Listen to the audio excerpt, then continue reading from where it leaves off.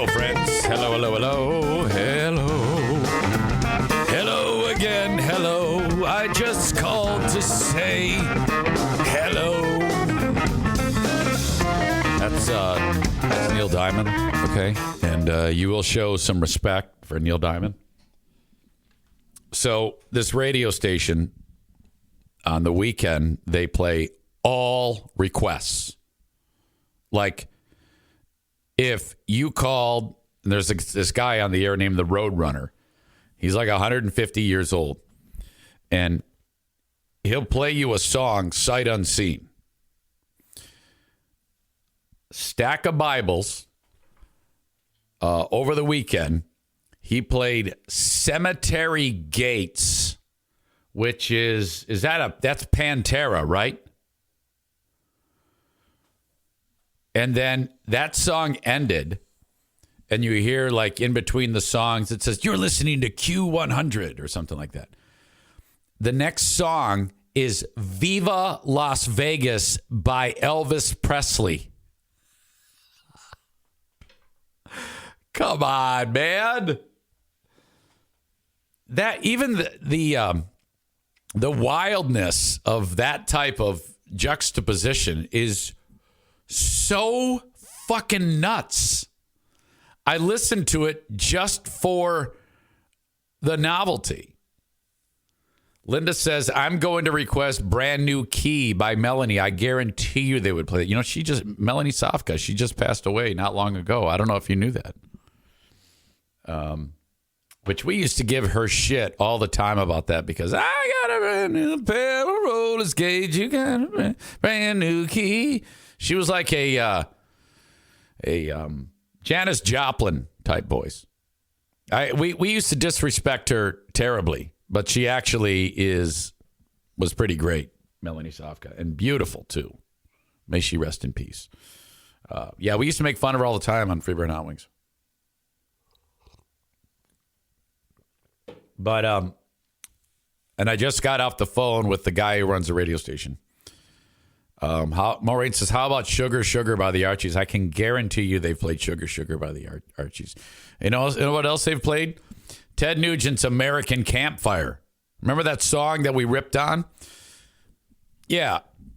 There's going to be some things that you'll probably never hear me do on that radio station. The amount of vitriol that I throw at Red Staters cannot happen. It makes me, there's no way. It isn't about dollars. It's about life and death. If I go on there and make fun of people with 1,000-yard stares, like in Kalkaska, Michigan, where the station is clearly heard, they just kill you. I mean, this is the area where people were doing training missions to try to capture the governor. I am not fucking bullshitting with you here. It is another, way of life. They don't even need grocery stores or gas stations up there. They just live off the land and refine their own fuel. This is a very hardy bunch. You don't cross them. Dono says, Right Said Fred, followed by Kid Rock. No, you're not going to get Right Said Fred, okay? And, I mean, some people might actually think that that's possible. But, you see, Right Said Fred, that's pop. And this is only based on rock or blues, okay? Tyler says, they probably play Try That in a Small Town. Nah, they wouldn't because they're really anti-country there. In fact, I plan on playing Gunner and the Grizzly Boys, but I'd have to start with that song Standard American because it's got a real rock vibe to it, and it's all about living off the land, which is what these people do there.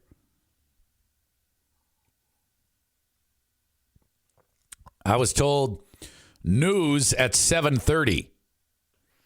So the way this is my Robin Quivers. All right, we're coming up on bottom of the hour news. This is the Insane Asylum. on Q100. Bum, bum, bum, bum, bum, bum, bum, bum, bum, bum. Red-eyed right-wing news with Lon Hannity, Sean Hannity's son. Joe Biden is an asshole. Donald Trump is God. I mean, that's the type of news. The boss even just said to me, he goes, yeah, it's like right-wing news. I go, oh, yeah, of course. And then there's like a sports cast too. Somebody does. I don't know who these people are. There's a guy waiting there, okay, and his job is to do this newscast, and he's got like Trump shoes on. His pants are an American flag. His shirt is a poncho of the Gadsden flag. You know, the one with the stupid fucking snake on it. And then he's got a red, white, and blue cowboy hat. And then he finishes the news by saying, this has been right-wing news. Fuck Antifa. Or something like that. Or say no to Black Lives Matter. I'm your reporter with the news. Nick says, Ted Nugent, come and take it. Come and take it news. So there's going to be times, like the other day, in Grayling, they just unveiled a Fred Bear statue. I am not kidding you. For the past year, they've been raising money from donors for the Fred Bear statue because that's where he started bear archery. He is the father of modern day archery hunting, Fred Bear. And he had they built a statue for him because his shop, I guess, started as a shop, was in Grayling. And he's dead now. But they had the big ceremony this past weekend, and you pay, like, you buy a brick, you donate, and you get your name on a brick. Well, so they had the Fred Bear statue unveiling over the weekend on Friday or Saturday. And Ted Nugent called in to JC's show.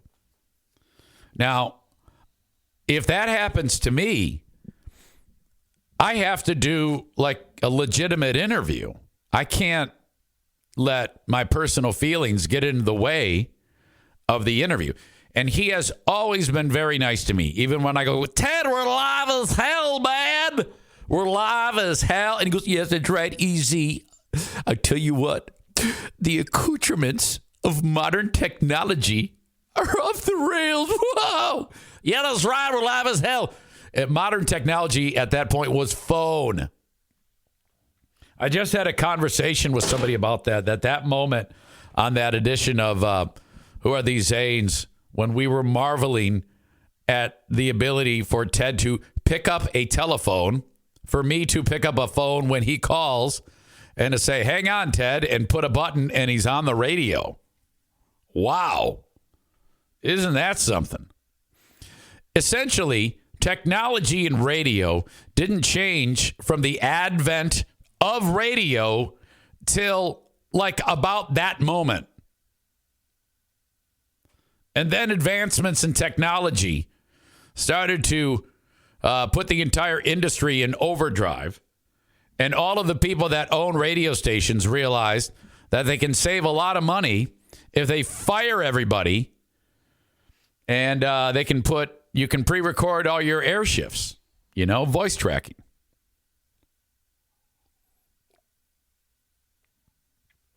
I don't think Q100 voice tracks at all.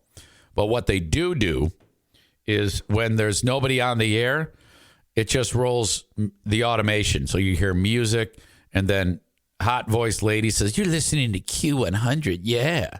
And then it goes into the next song. That's the automation. I don't think anybody actually records. I don't think they have the software to do that there. Even though most of the radio industry has had that for like 30 years. Q100 is pretty bare bones. What interview over the past years over the years had you the most nervous or starstruck?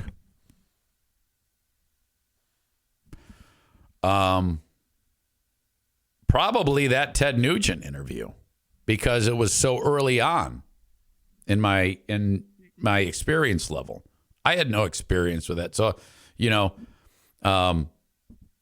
so I was, and at that time, I was like very much sounding like I was on crack all the goddamn time. Was there anybody who made me nervous? I think as I got more like into the career, there was less of that. It just became like, basically desensitized to it. So there was a lot of famous people that we talked to. Like at the time, John Cena was at the top. Well, he's still pretty prominent in his field. Those were all cool interviews, people I liked to talk to. I loved talking to Bill Cosby before all the shit hit the fan. Barack Obama, he was running for president, and he was very nice. Very, very nice. See, a bunch of NASCAR people. Mike Tyson on BBL. I was very excited to do that. But he's hard to talk to. Corey Taylor says that would have been mine. That was a great interview. Thank you. You know the good thing about Corey Taylor? I didn't know who the fuck that guy was. I didn't know anything about that guy. Ron Bennington. Oh, great example of through the roof nerves. Not only was it Bennington, it was fuckface Voss, it was Robert Kelly, and okay, so there was more. Wasn't there four? Voss, Impractical Jokers. Comic, New York, really nice guy. Friend of Zumach. Jim something. Not Jim Norton. Creeps with Kids. It was Robert Kelly, Bennington, Voss, and Jim something. Florentine, that's the guy. Oh, that was bad. You're not kidding. That was just a bad interview. I'll tell you the ones that were the most uncomfortable. Some of those were just super uncomfortable. That was one of them. The people that sucked were the best. Greg Brady, Barry Williams was an asshole. And then the ultimate bizarro moment was, what's the guy's name with the teeth? And he's all fucked up now. He's an actor. He was like a really good actor. And then I think he was doing like 150 miles an hour on his motorcycle. And he fell and he bashed his brains against the ground. He's all fucked up. And, God, what was the name of that guy?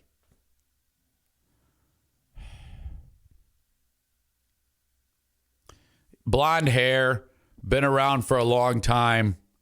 He played Buddy Holly. He was like guy. I think he won an Academy Award or some shit with Buddy Holly. That Gary Buddy. That's it. No, it's not Gary Buddy. The character was Buddy Holly. Busey. God damn it. That's it. Gary Busey. Holy shit. That fucker.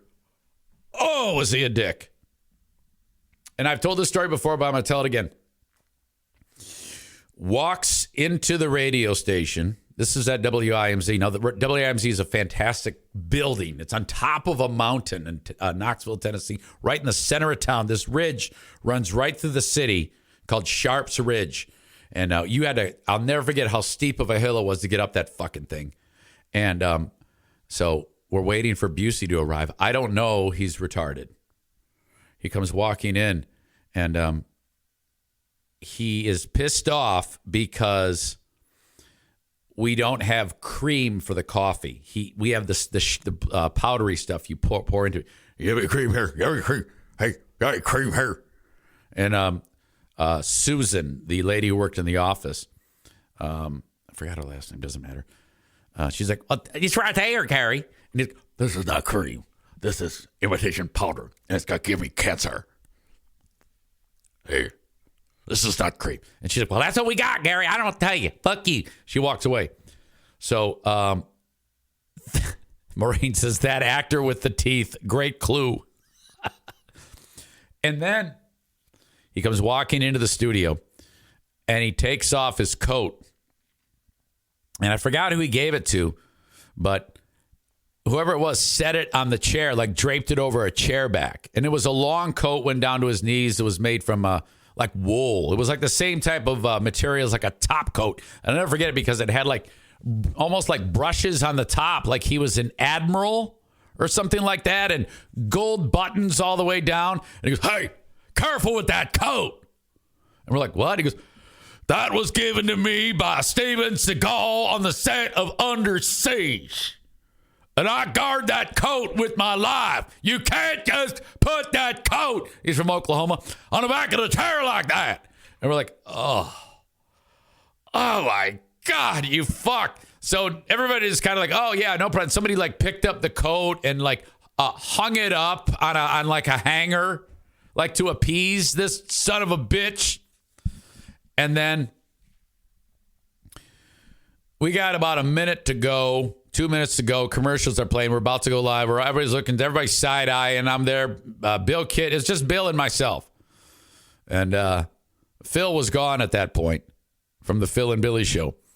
And he is there on behalf of the Philadelphians, which is a prison ministry organization. These people go into prisons and preach the good word to people who are incarcerated and try to get them to turn over a new leaf, give their soul to God, be born again.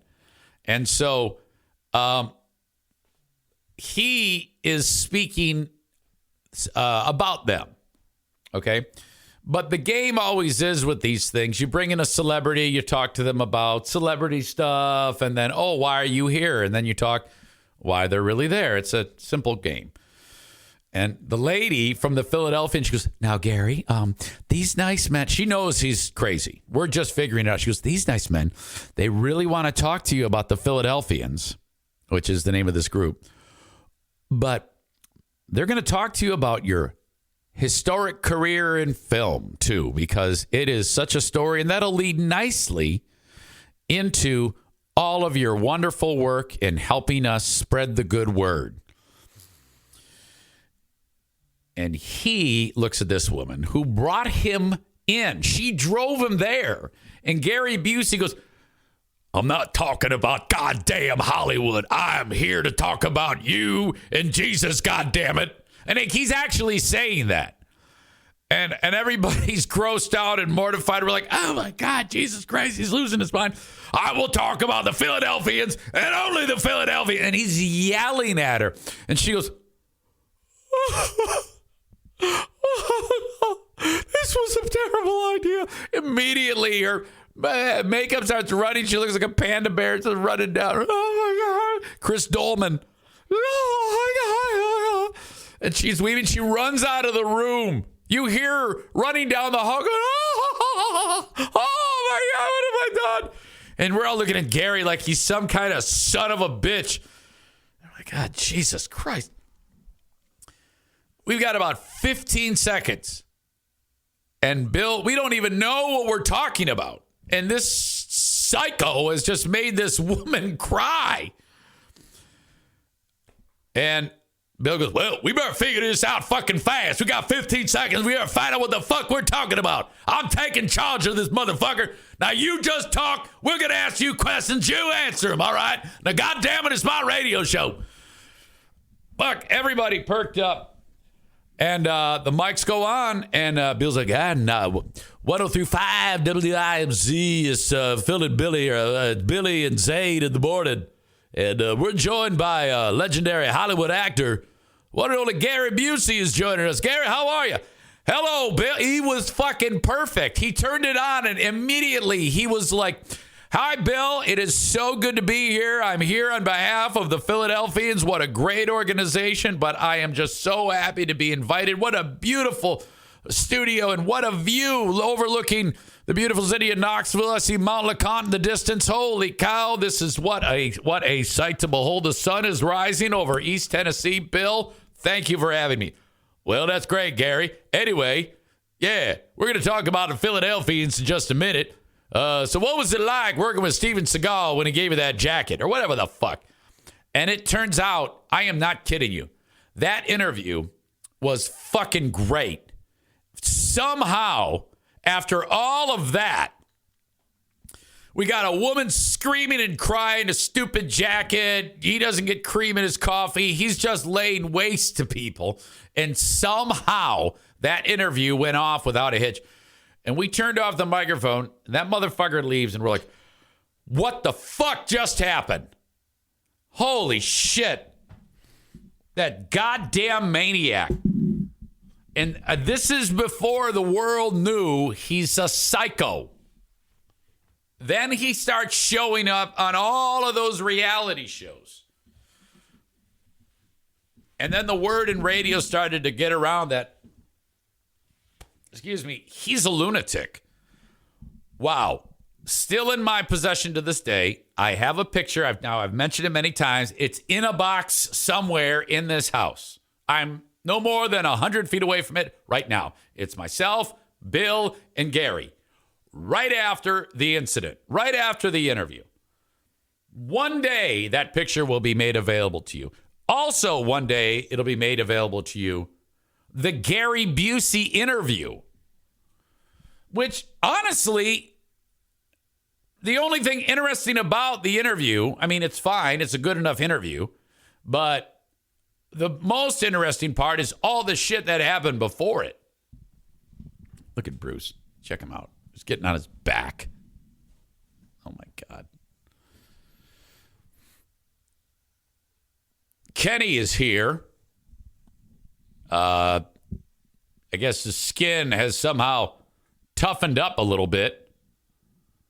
After the beatdown he got today, he has apparently not yet left the building. Oh, my God. Completely inappropriate behavior on his part. I see he's here. He writes, he was that picky. Fuck, Powdered Creamer is fine. Under Siege, great movie before Steven Seagal turned into an a-hole, I think. Kenny writes, wow, made that lady cry for no reason. Yikes. Maureen says, I thought you were going to say you stole his stupid coat. Adam writes, Joe Perry from Aerosmith seemed asleep during his interview. I do not recall ever speaking to him. Really? We interviewed Joe Perry? God damn. All right. We got onto that topic because of talking about how I'll probably have to interview people who I wouldn't normally interview nowadays. Like, I would have to wall off all of the things I don't like about people. Like, there's a lot of reasons why I don't like Ted Nugent nowadays. I would not seek him out. But it wouldn't be out of the question for the radio station to say, hey, Ted Nugent is at the Fred Bear statue unveiling, or he's going to call in. You have to talk to him. And I'll be like, all right. It's not, when you're in a spot that I'm in, I don't have, well, I wouldn't want to do anything to alienate myself at this point at all. And I don't think I ever will. I've just gotten too old for that. But you never know. Like, I was told, hey, guess what? On Wednesday, you are going to be talking with Keith from the local jewelry store. Oh, yeah? Cool. And I'm like, well, how does it work? What's going on? Well, the local jewelry store's slug line is, we got you covered. So on Wednesdays, we do a feature where Keith calls up and he tells me about a great cover song and then I play the cover song. How about that? Frankly, it's not a bad idea. You know? So, I mean, I'm all about sharing the distribution of the workload. And if Keith from the local jewelry store wants to come on to talk about diamonds and pearls and a cover song, well, I'm the guy for that. I am your cover song diamonds and pearls expert. Maureen says, you're a professional. You can do things you don't want to do if you have to. Of course. Yeah. But, you know, when it comes to all of the, again, if you were to show me in like layers, you have like the full thing, all the layers of me. You know me inside and out. There's going to be numerous things that the new audience has no idea about and will probably never know unless they, you know, discovered the podcast. Then maybe discovered the Patreon, because there are things on the free podcast that I reveal that I would never dream about discussing or revealing on the radio or saying. And there are things on the Patreon that I would never dream revealing on the free podcast. Okay? So that's all kind of how this all seems to be working out. And I'm here for every minute of it. And I hope you are too. Impatient listener of the Day Award goes to USA #1. And that's the only thing I know this sweet person has, is a follower on Patreon and subscribes for tier 1, which is $5 a month, and gets all of the audio. And I'm so fortunate to have that.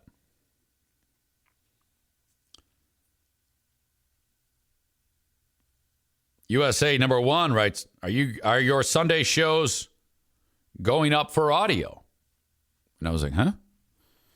Come again? I don't understand the question, I wrote. USA #1 says, well, you did Who Are These Zanes and Ben and Eric yesterday, right? Not up yet for audio only feed.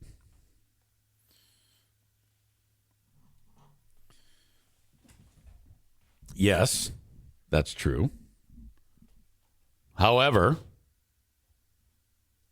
typical Monday, wake up, free podcast, Patreon podcast. A little bit of time in between, away we go.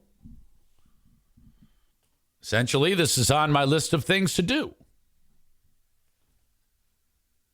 So I wrote, it's on my list of things to do today, Mr. Impatient. USA #1 says, thank you. I'll hang up and listen. Look, yes, in a timely manner, the audio is put on display.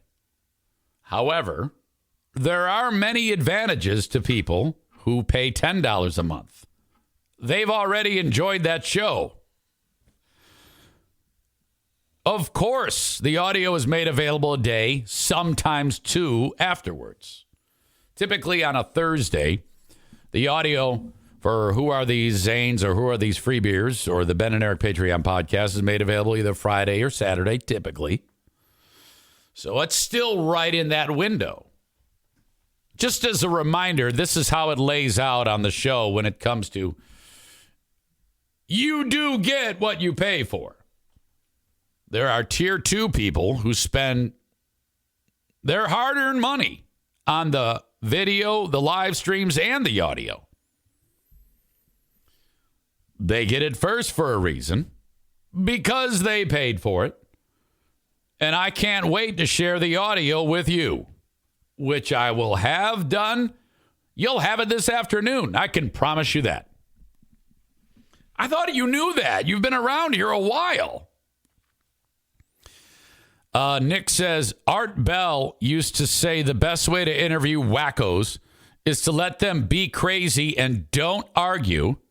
Them being nuts is the best entertainment. I love it. And thank you for putting that into words. I had a good talk with Nick over the weekend. Nick told me, Nick's in the clear now. He's got a good woman. But there was a time when Nick had a not so great woman. Oh my God. This poor son of a bitch. Life was hard. Things got messy for that poor man. Kenny writes, don't you ultimately hope that people who listen to the station eventually discover the podcast and Patreon even, maybe? More listeners would always be good, right? Well, I don't know yet. My fear is I want people to discover me after they trust me or after they like me. But I don't know, maybe, maybe not. You realize that this is not for everyone. And it's one thing if a person discovers, like the other day with Bleeding Heart Braden, all gung-ho, loves the content. I say one thing he doesn't like, and he doesn't agree with, and he loses his fucking mind. Now, that's not the end of the world. What my point is, if that happened from a radio person who then finds his podcast and likes it, and then one thing sets him off, they might not just leave. They might leave and then fucking have a temper tantrum and make life miserable for me through the radio station. And then that brings up a whole new set of problems. So I don't know. I haven't yet figured that out as to what's going to happen. Is there any concern a radio listener finds out about the podcast, listens and hears you say retarded sometimes and calls the station to tell on you? Well,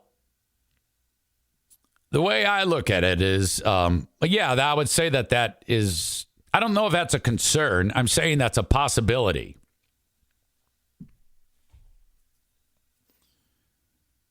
I don't think it's a concern because I would hope that the radio station has done their diligence and they are well aware of what they are getting themselves into and are well aware of what flies out of my mouth. And believe me, as I sign that contract, which, all it does is binds us both, I'll be clear to say, now, are you sure you want to do this? Because this is what you're going to get. You're aware of what you're getting here. Because JC was like, yeah, you can talk about the podcast, but you got to tell everybody it's R-rated. It's like, well, I'll do a lot more than tell them it's R-rated. And I don't plan on talking about it for the foreseeable future. Because these are yes, there's microphones, and yes, people are listening. But they are very, very different animals. You have to seek a podcast out. So you're not going to get a lot of hate listeners. You might get them on board and then make them hate you like... You've got the big butt dick because I know you want to. Or... I'm a 50-year-old man doing what a 50-year-old man should. Or Bleeding Heart Braden with... Oh my God! You love genocide! You're a baby killer! There's that. But I don't know. Surely the people at the station offering you this job understand you're different here. Yeah? I'd be shocked if they didn't, but you never know. I know if I had a radio station and I was going to bring somebody onto it, I would be damn sure about what they talk about on their podcast. If they did it, I'd be all over that fucking thing. I suspect that they watch every goddamn day. In fact, I know for a fact that on the first day that I started talking about this, hey, we saw your podcast today, and they don't listen. They always watch it on like Facebook or some other shit. And so I made sure on Monday. And they did say that they listened or watched. I made sure on Monday to drop as many motherfucks as possible. Okay? You got to go full motherfucker if someone like in this case, because you want them well aware so that there's no fucking surprises. And they go, yeah, we brought you in here, but we didn't know you. You were had a foul mouth and you said retard and shit. I'll be like, motherfucker, I've been doing this for more than half a decade, you asshole. How could you possibly not know that? You follow me on Facebook. Kenny says, how long did Bleeding Heart Braden listen? 2 or 3 days? No, Braden started in January, the very early part of January. Convert from Free Beer and Hot Wings. He's like, oh, man, I'm so glad I found this. Young guy, too. And, he heard my stance on, Palestine gets what they get. They picked that goddamn fight. What do you want them to do? Jesus Christ. Enough is enough. Oh, you love genocide. You're into genocide. I won't stand for it. I won't stand for it. And then on one of his messages, he wrote, I'll still subscribe and still listen. And I'm thinking to myself, why would you do that? Why would you put yourself through that? I'm going to destroy you. Sure enough, he cancels. I'm like, well, that's more like it. I mean, if you, at least you stood by your word. I mean, first he said he was going to keep listening. It's like, how can you possibly keep listening if you think that I support genocide? You're going to continue to support me? Now, as crazy as that sounds, and you all know I don't support genocide. You asshole. Jesus Christ. Kenny says you had a good point with that. I mean, what would that guy expect the U.S. to do if that... Okay, let's say there's... In America, there's a convention of moms with their babies, and they're celebrating all things toddler.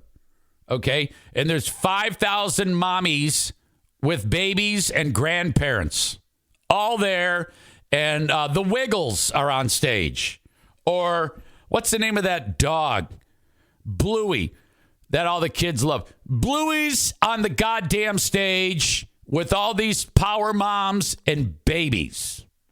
And everybody's going, Bluey, yay! And they're having a great time. And, it's a big mom fest. And then a terror group shows up and kills them all. And then it takes more of them hostage and cuts their heads off. How do you expect the U.S. to retaliate? I would hope that the war would be over in 1 minute because we would drop a nuclear bomb on them. Actually, I take it back. I would want them to slowly annihilate everyone from the host country. Okay? Give me a fucking break. Chris says we would half-ass it for 20 years and then pull out, leaving billions in equipment behind. Well, not at Club Easy. So that's why that pussy earned the name Bleeding Heart Braden. And if I ever see his fucking name re-sign up, I'm refunding his money and blocking him. Fuck that guy. I don't have time for that bullshit. In fact, that pussy can actually hear what I'm saying now, because when you cancel, you get the rest of the month through Patreon. So fuck off and don't come back. All right. That's going to do it for this edition of the Patreon bonus podcast. I love you all, even Kenny. Your dick. Till next time, see ya.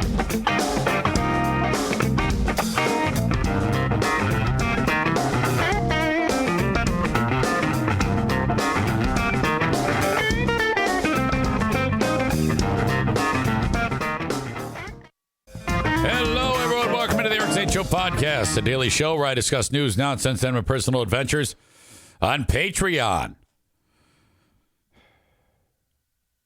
Facebook is down. Everything is down associated with Facebook. So what?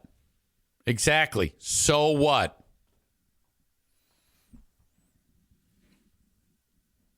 Chris informed me of this, who's here right now. I see him there. And he's like, yeah, Facebook's down. And it's Super Tuesday. Coincidence? And I'm like, yeah, it is. I don't understand why. Okay, let's say it's not. What does that do? Nothing. That doesn't. How does that affect anything?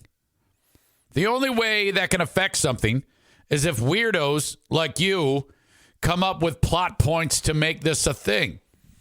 This is what the fucking Rogans and the Alex Jones and these right-wing wackos do to discuss shit. They like fabricate stuff out of thin air.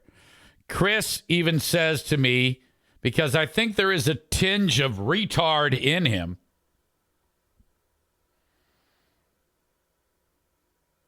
coincidence on a Super Tuesday. Now, truth be told, I was actually glad that I saw it because I did have problems I'm still having problems. I tried to post my podcast, the free podcast on there. And I couldn't do it. So I was like, oh shit, I don't know what the fuck's going on. And I didn't think another thing of it.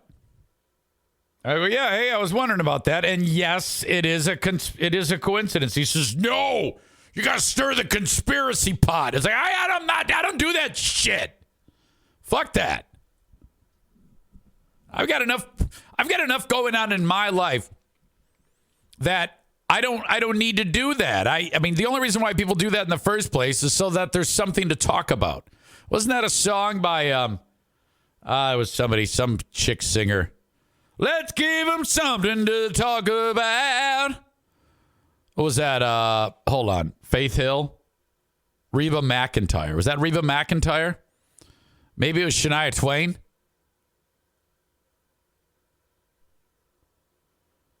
I think it's Shania Twain, right? That's the only reason why conspiracy theories exist. For people to bark shit out so that morons will eat it up. The people who even discuss the conspiracy theories, they don't believe it, Bonnie Raitt. They don't believe it themselves. They just do it to make everybody go, oh!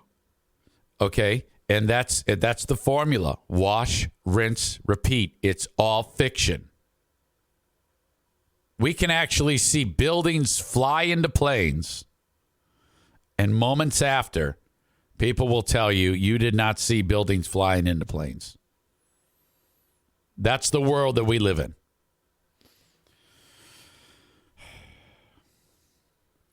It shouldn't even be a news story that Facebook is down. But the fucking morons who wrote this story for TechCrunch.com worded it as Facebook, Instagram, and Threads are all down in massive meta outage on Super Tuesday.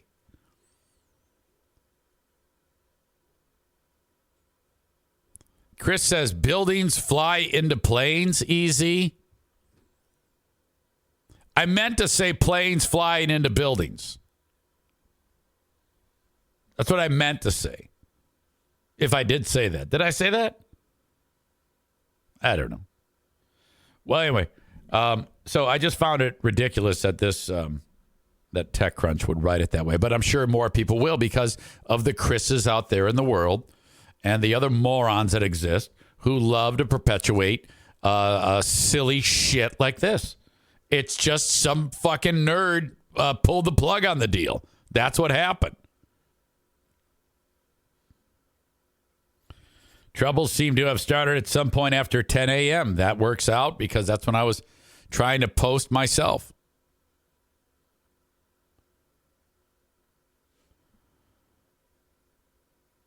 It's highly unusual for Meta to be experiencing a widespread outage like this, given the size and scale of its network and the redundancies built in. For that reason, here we go. Some people, like Chris K., are suspicious about the origins of the outage, particularly because it's an election day across a number of U.S. states, which means millions of people are headed to the polls to vote. Yeah, I just don't know how that would affect things. It wouldn't affect anything.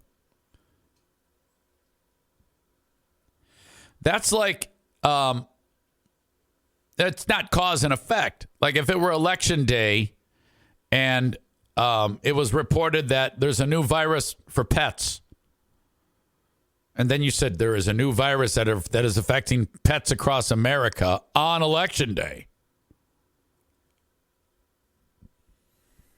Adam says it's already back now. Hey, it's Eric Zane here to tell you about my new favorite marketing partner, Mint Mobile. For the longest time, we've been paying way too much for our cell phone service, our plans, whatever it is, mobile device, whatever you want to call it. Every so often, they put the screws to you just a little bit at a time. You don't even notice. Next thing you know, you check out the bill. You're like, wait a minute. This is not what I decided to pay for. What has happened? Okay, forget all of that. You can skip it all right now. Everything is about to change for you. Mint Mobile is the key.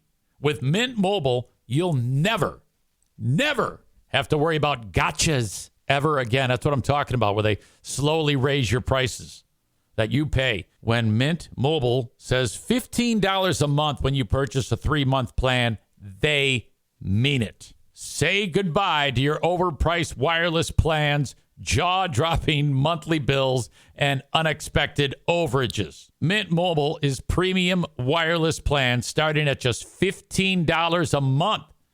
All the plans come with high-speed data and unlimited talk and text delivered on the nation's largest 5G network. You're like, easy, tell me more. This is all you do. I did this. All my family has done this, and you should too.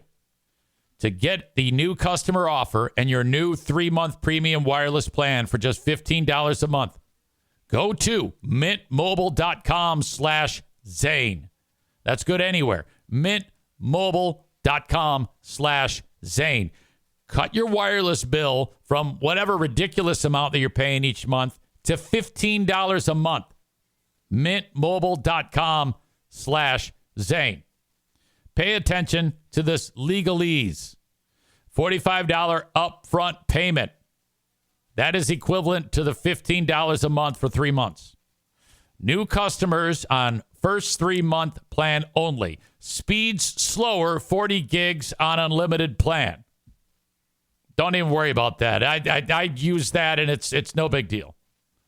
Additional taxes, fees, and restrictions apply. See Mint Mobile for details. This asshole writes, the fact that it is Super Tuesday is very, very sus. That's what you got to say. You got to say sus nowadays. Oh, man, that's sus. It's so sus. It's very sus. I don't know, man. It's very sus of you to do that. This outage then comes at a terrible time for any candidates or political organizations looking to do last-minute voter outreach efforts to those reminding people to go vote. Look, and thank you, Megan. Darla and the ears. Darla's licking Bruce's ears. We just can't have that. Are you going to stop, Darla?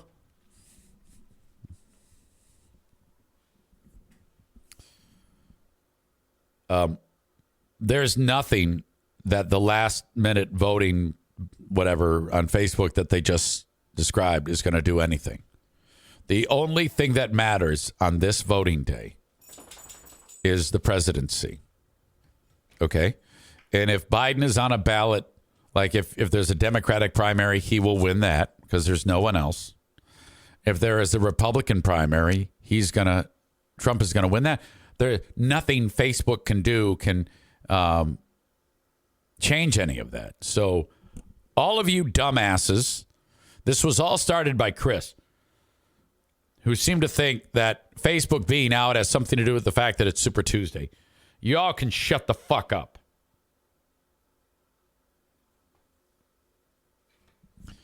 Patrick says, I'm 40. I had some dude my age say, that's sus to me the other day.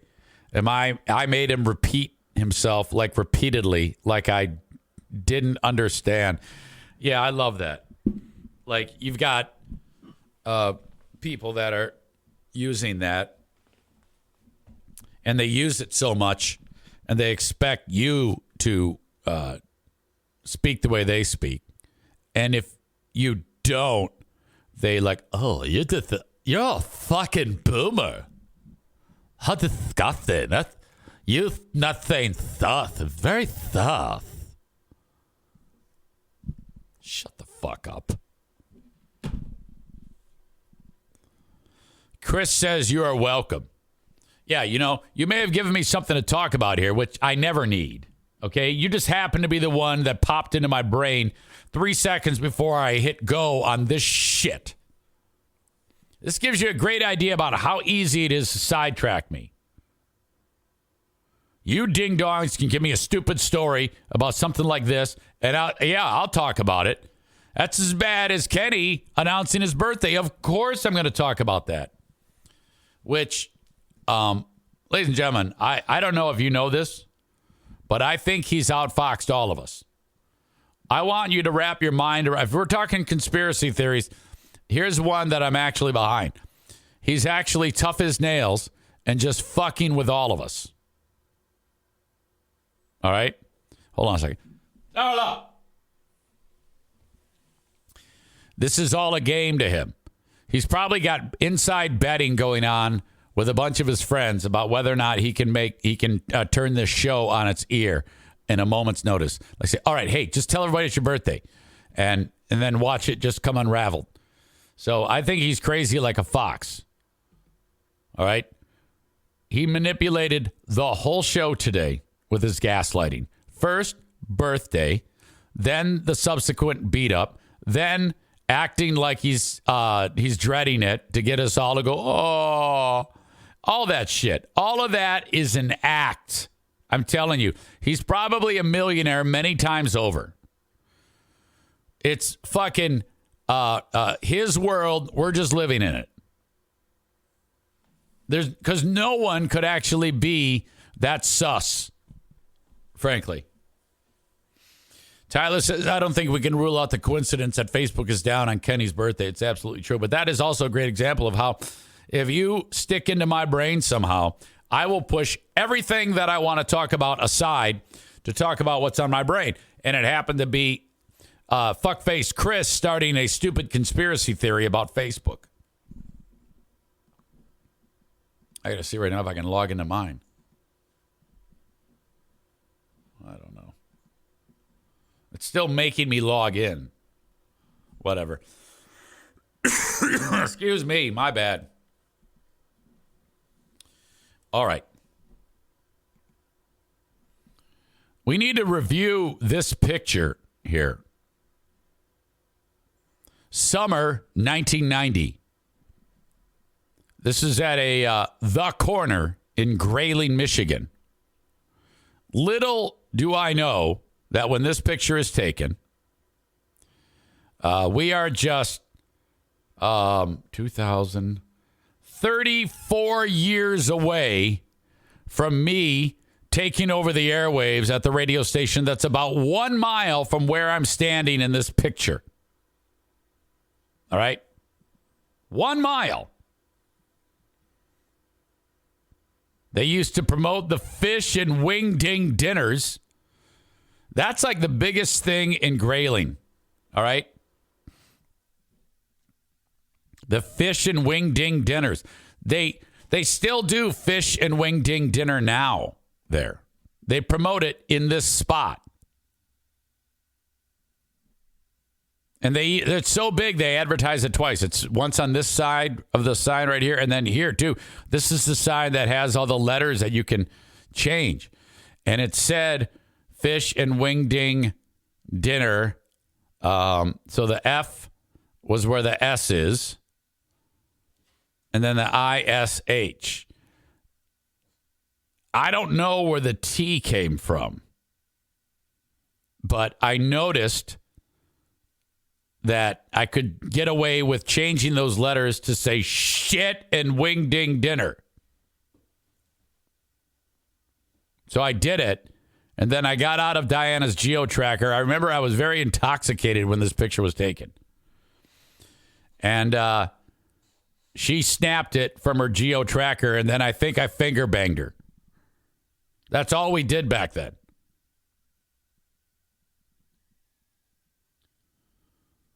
So this is a historic picture in our household. Not lost on me is the fact that my hair is dark and I am fucking ripped. I'll bet you I was like 150 pounds, a little ball of muscle. So you're welcome. I know that made all of you very wet. I might try to recreate that picture at some point because that sign is still there to this day. 34 years later. Holy shit. I need you to watch a documentary. This is what I want you to watch.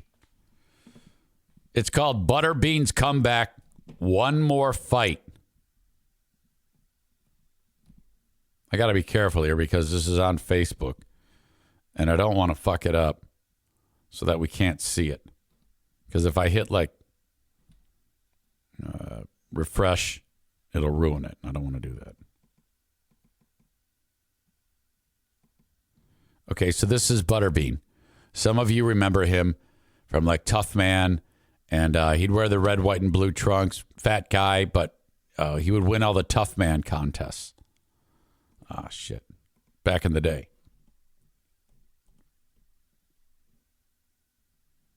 He's only like 3 years older than I am. In fact, he's from Jasper, Alabama. When I was on the air at Z93, him and I crossed paths more than once. When I was on the air there in Saginaw Bay City, Midland, that is the home of Tough Man. It was invented there by a guy by the name of Art Dorr. And Butterbean entered one of these Tough Mans that would kind of tour around the country. And that's how he became famous. So he would come to like he was like a top act, you know, but at these Tough Man shows. And he just beat the shit out of everybody. That became a pro boxing career. And I think Butterbean might have won some type of title at some point during the year. And they made like video games about him and shit like that. And there was a Tough Man video game. I know he was on the cover of that thing. In fact, in the 5 years that I've done this podcast, I actually caught up with Butterbean. And I had a conversation with him. It's somewhere in the archives of the podcast. If you were to go search my podcast page on Red Circle, you would actually be able to find my chat with Butterbean.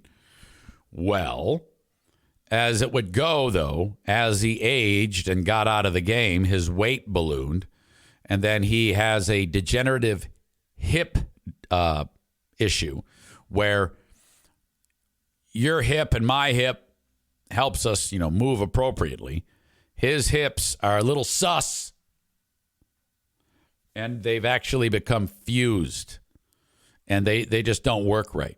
So that's why he's all fucked up. He was in a chair. He would walk hunched over, and so this 18-minute documentary, you got to watch it because it's called One More Fight, and all I'll tell you is that there's Diamond Dallas Page is a retired pro wrestler who has come up with yoga, a type of yoga technique.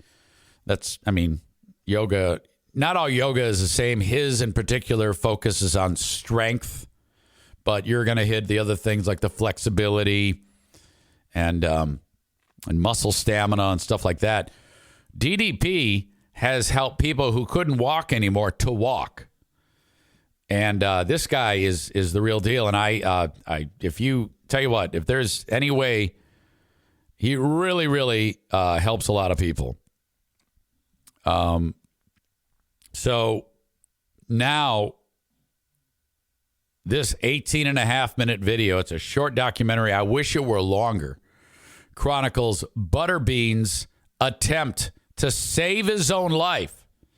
And man, It's gonna move you. I am telling you, you are gonna love this. Holy shit. I was on cloud 9 while watching that. Are you like that where you see somebody in real life have like something's fucked up and they somehow quit feeling sorry for themselves and they put their fucking foot down and they turn that shit around, and the next thing you know, they're soaring to new heights in like record time. That moment of redemption to me is just so goddamn powerful. I want so much of that. Okay. I mean, I'm not saying like me. I mean, I want to actually witness it. I love watching those stories of people who just refuse to just give in, and they just, they get the eye of the tiger, baby. Eye of the tiger. You know? Maybe that's why our pal Adam Balboa loves Rocky so much. I'll bet you it is. I'll bet you it has something to do with that. That's any type of redemption story arc where somebody comes back and says, fuck you, I'm not dead yet. I love those stories. Holy shit. Damn it. Really, really good. So take some time and go see it. In fact, I have a link on my Facebook page, and seriously, it's a fast watch. I don't know what the fuck they're doing over there, because they could have made a fucking 10-part Netflix series on this, and I would have watched every goddamn bit of it. They crammed it all into 18 minutes. It's like, you assholes, you could have helped a lot more people if you stretch this shit out. I mean, big deal. You put it out on YouTube. Who gives a shit? And I highly recommend. I recommend you look into DDP yoga if you want to help yourself. I'll just tell you that. I've never done it. I just believe in it.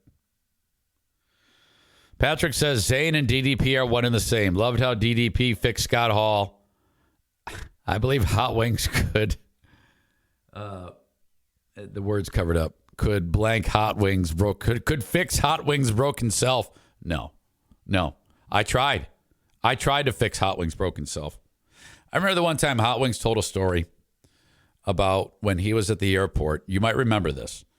And he smashed the rental car by driving into a pole. Now, I don't know how many times I've told him this, and you may notice this, that if I have something interesting to tell you, I tell you the end first. So, like for Madison went to the emergency room and she's fine. That's the first thing I'll tell you. Then I go back and fill in the details. It's the simplest way to do this. I tried to tell fuckface that, and the words would bounce off of him. The one day in particular, he told that story. And I was able to get him into the office, and we're both into the office. And I actually said, hey, I'm going to listen to that segment from earlier today. And I hit play on it.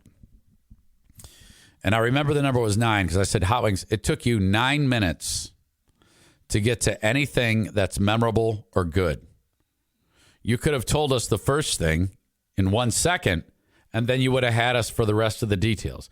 As it was, you droned on and on for 9 minutes before you got to anything good. Everybody's checked out of the story. No one's invested in it because you do such a piss poor job of telling it. And I told it to him just like that.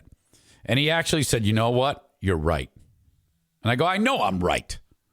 Do it. Do that. And has that ever happened? Of course not. Every Hot Wing story starts with the very basic beginnings. And then he drags you through it until you're a bloody pulp mess of boredom. And then he gets to something possibly interesting at the end of it. Oh, God. So bad. Patrick says there's a DDP documentary about Jake the Snake. That's pretty long. Very similar story. I love that one. I know exactly. Scott Hall, too. Scott died of, I believe, a blood clot from a surgery or some shit like that. And he went to cardiac arrest or something like that. Okay. Last night, near the city of Warren, there was a massive fire. This is in Clinton Township. It's a town or two over. This is near where Charity Scam Mike lives. He could hear what I'm about to play for you going on.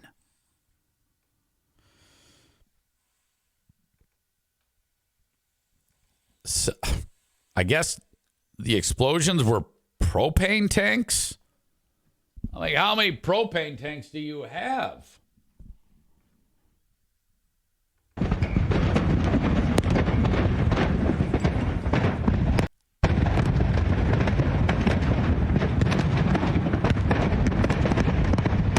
Wow.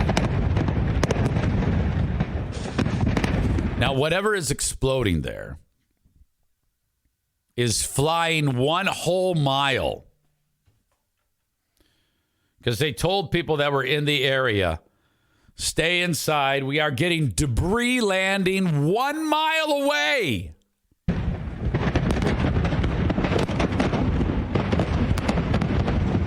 Wow. Now, the cops went on and said, everybody's got to get out of here. People have to stop shooting video with their phones. It's like, no. Sorry. I am going to shoot video with my phone.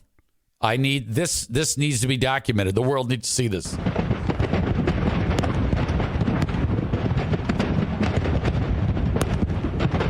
Did you see that thing just fly? Watch it fly out and go to, I don't know if it's my right or your left, but.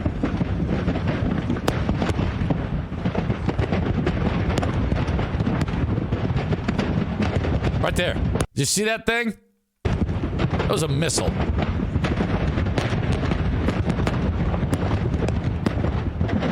And this doesn't stop. This goes on and on and on. Look at this chick walking. Look how close she is. Oh my God.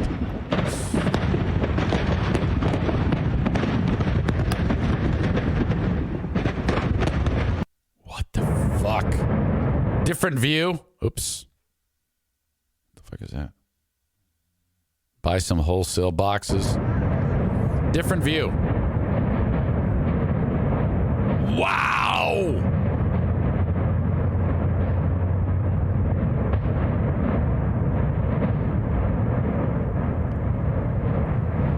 Okay, I think almost as remarkable is the lack of information about what the fuck was blowing up there. What was blowing up? What caused it? I guess it'll take some time to figure that out, but it just gave you the size of the fire there. You're able to see that, but that is fucking huge. Megan writes all caps, finally. You know, I don't know what it is that's going on there, but it just seems like you're really, really going out of your way to be mean to me today. You writing finally, I don't know. I don't know how to take that. Like either it's, oh God, I had to wade through all that crap that happened earlier today and the first part of this podcast to get to this. Or, I mean, what do you mean there? She says, I'm just excited that we're talking about it.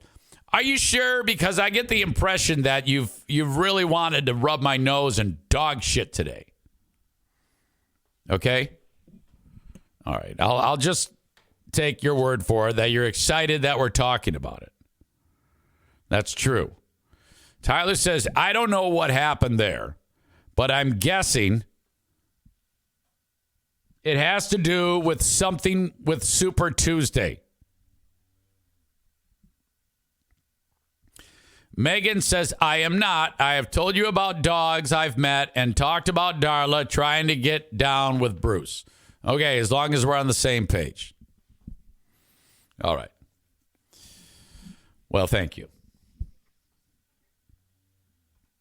Okay. The latest story out of Michigan State University. What I've noticed about Michigan State is the frequency and the interval that you hear about something terrible about someone affiliated with that school. And it just seems like, you know, if you go back to every weirdo incident that's happened, at some point, all these people had to be hired and brought into the school. And I don't know if it's the hiring process or who's doing the hiring or it's just coincidence. But from the school that brought us Larry Nasser and numerous athletic sexual incidents and Mel Tucker with the activist trying to teach the athletes how to behave around women and then him pounding his pud on the phone with her. One thing after another with this university. And just when you think it's about to start dying down, you know, something else terrible happens. The latest is one of the professors who is really into child porno. Iskander Arifin has been charged with 3 counts of possessing child pornography and 3 related counts of using a computer device to commit a crime. God damn. 49-year-old professor thinks that he can pull it off and get his child porno. Jesus. Charges come following an investigation done on Arifin by the Michigan State Police Computer Crimes Unit. I don't know if it necessarily gives the way that they found this out, but I would venture to guess that these crime task forces might even, it's a horrible job if you think about it, might pose as a child. Now, I don't think he's accused of trying to sexually assault a child here. He's accused of having child porno. Their ability to catch people, and I don't know if it's they actually have child porno that they make available and see, like almost like fishing hook worm and seeing who bites. I mean, I don't know if that's how it is or if somebody ratted them out. My God. But Jesus, it is just remarkable what these maniacs will do. And the risk that they'll put themselves in harm's way just so that they can, God damn it. Do you think there's ever been a time in history where someone knew that he was like attracted to little kids and actually said, okay, there's something wrong with me, and then got out in front of it and got help and it actually worked? I'm wondering if that's even documented of a pedophile who is like unpedophiled, or are they like hardwired that way? You know how when like Michael Vick, he got busted for dog fighting, and then, you know, he turned over a new leaf, and then he became like an advocate as best as he could, and he got his career back, and you know, he was able to resume his football career.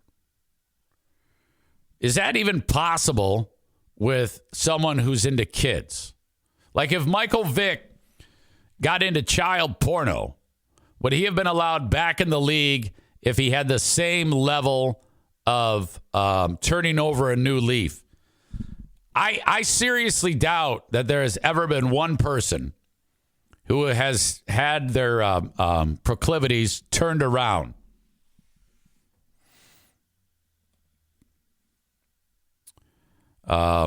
Megan says, I learned a lot about this during the Josh Duggar trial. The dark web is not a secret place. Linda points out, CMU has never had a scandal like that. Glad I went there instead. My God. So anyway, that's just unbelievable that MSU, once again, same level of shit. What a bunch of assholes. My God. Anybody who roots for MSU, you might as well, then you are complicit. If you are an MSU supporter at this point, what are you doing? How can you possibly do that? I mean, what's it going to take for you to stop trying to support a school that supports this type of culture? All right. That's it from me to you. Thank you for being here, and I will talk to you later on. Have a good one, folks. Bye-bye.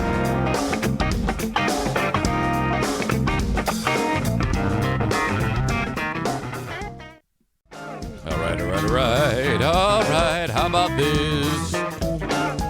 Welcome in to the Patreon bonus podcast. I don't want to waste much time in getting into this story. Stevie says, I'm so confused. Late to the early podcast, and now it's Patreon time. Yes. All your questions will be answered. The early podcast started early because I have to be somewhere, and it was short. So it started early, only half hour, immediate start to the Patreon, and then off I go. You must go back and listen to, well, I guess it really doesn't matter. The point, a good portion of the free podcast, I was teasing what I'm about to tell you right now. And that is, I was fired again yesterday. Stop me if you've heard this one. So this has all the classic easy elements. Me, my mouth, the notification that I'm fired over the phone, and me talking about a sponsor. 4. The twist, though, is I was defending the sponsor. I was rushing to defend the sponsor. This happened.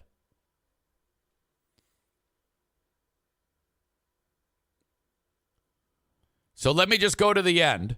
Remember I told you about how I tried to get it through Hot Wings' head? This is how you tell a story. You start with the finish, and then you fill in the blanks. So yesterday, I was fired by Gift of Life Michigan. Yeah, the organization that wants you to, fill out your donor card, and wonderful group. Terrific people. Fantastic. Work tirelessly to help people.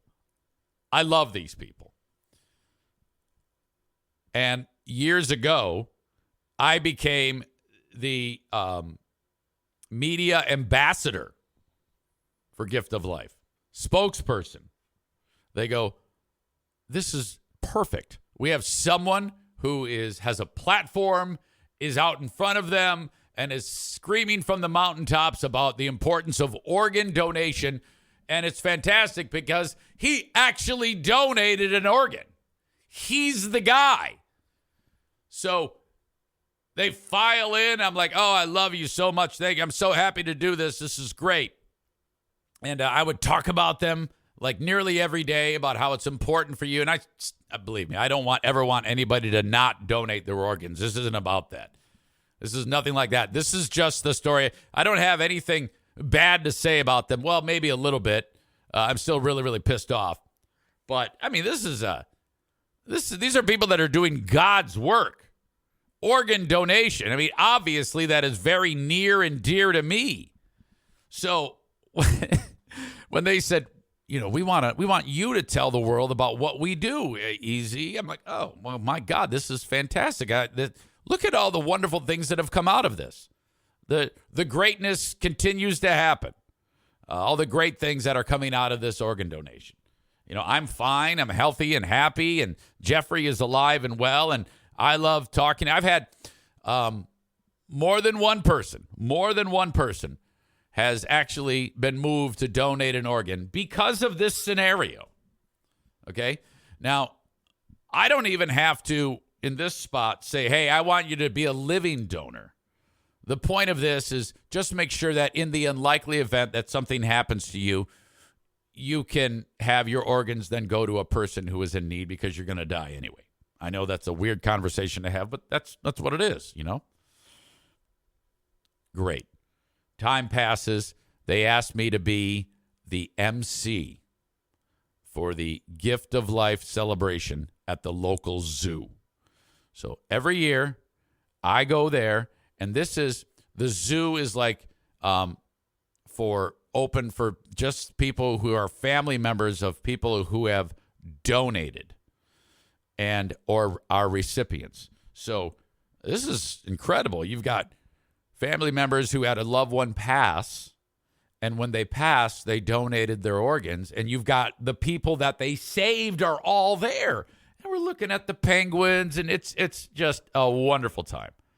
Loved it. I love the people that I work with there, and we always have a good time, and we do social media videos, and it's just typical hosting. In the news this past month, there was a story about a woman who, something happened to her. I don't know if it was something with her brain, but she wasn't feeling well. She lived in Muskegon. She's dead now. And I think she's middle-aged, like 35-year-old woman, and she says to her family, hey, I'm not feeling good. Take me to the hospital. Well, something's going on. She's got a very short amount of time to live. And so something happens. I don't know if it's a brain bleed or what. And goddamn, before you know it, she's brain dead. She's going to die. She is dead, essentially. So her wishes on her organ donor card were that she wanted to donate all of her organs. Well, the family said, no, she didn't want that. And they go, what? What are you talking about? Yeah. She was talking she was driving when we were driving, they actually said, when we were driving on the way to the hospital, she said, I think I'm dying. Make sure they don't take my organs. Now, in my opinion, that sounds like bullshit. And so Gift of Life is like, well, what do we do? Her organ, it's a legal binding thing. She said, we have to respect the wishes of the person who is deceased. So we're not sure what to do. Do we let the family do it, or do we? I mean, they're stuck between a rock and a hard place. Well, the family gets out in front of it and says, we want a judge to decide. And Gift of Life is like, oh God, well, how do we handle this? Now, I think in hindsight, they would probably have gone, you're right, and realize that this family are fucking out of their mind. All right, because remember the video I played of them talking shit about Gift of Life, saying they're not going to take her. They're not going to take her from us. It's like she's dead, God damn it, and she turned it. She wants her organs donated. So this was, and then they're like clapping and cheering, acting like it's like she's not alive. God damn it, she's dead. And it's just the oddest goddamn story ever.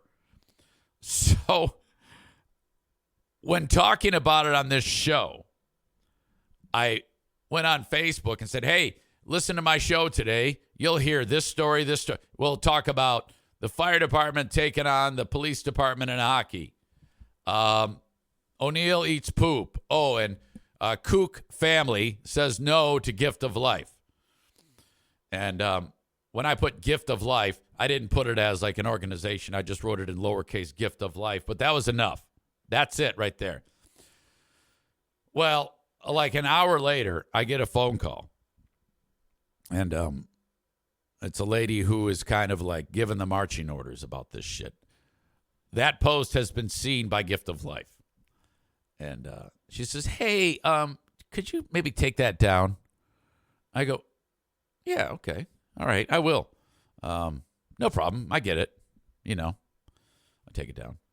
And then I also talked about it on the Patreon. And then I get another call. Yeah, could you take down any description of it too? And I'm like, I'm going to leave the video. I'm going to leave the audio up. I'll just remove anything that references it in the here's what I talked about today. Okay, fine. That ends.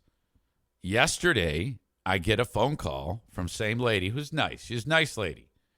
And she goes, yeah, you are no longer, you're out. You're not associated with us anymore. No more going to the zoo.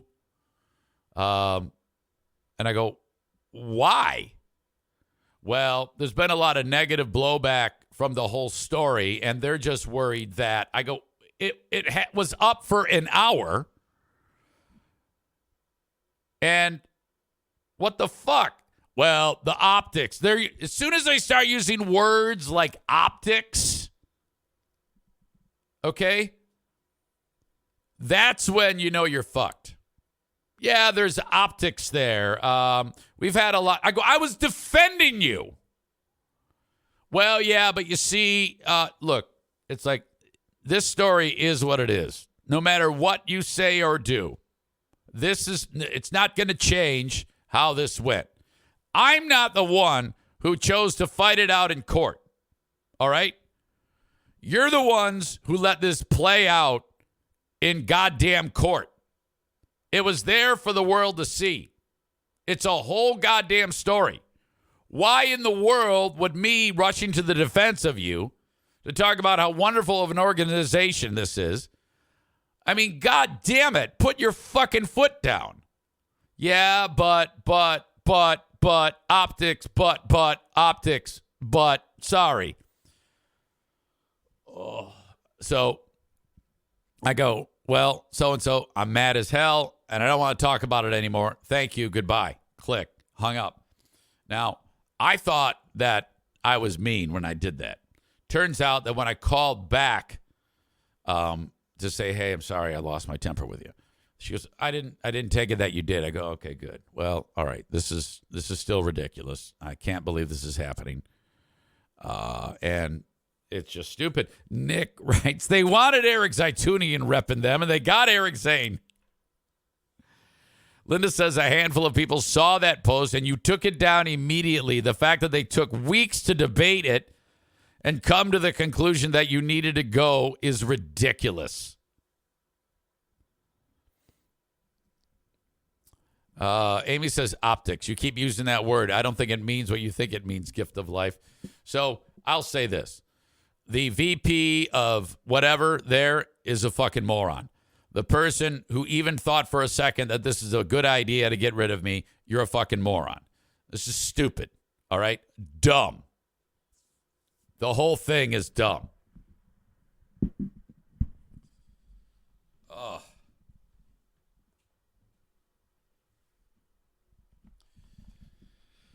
I couldn't believe it. So now I have been fired by a charitable organization for defending them. This is an all-timer, in my opinion. God damn. Ryan says, so no one complained. So basically no one complained. And they was looking to cut. I don't know.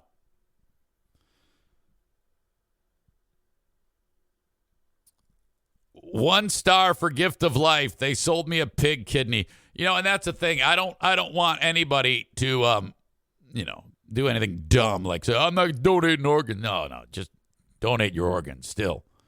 This whole thing is ridiculous. What a stupid, stupid scenario. Amy says, if it was on the news, why can't you talk about it?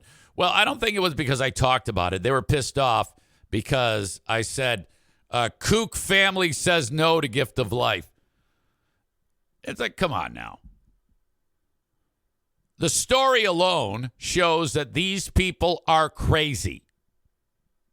Because I say they're crazy doesn't make more people hate gift of life. If they're going to hate gift of life, they're going to hate gift of life because this fucking nutty family is suggesting that gift of life is like the Gestapo ripping organs out of people. I didn't do that. They're crazy.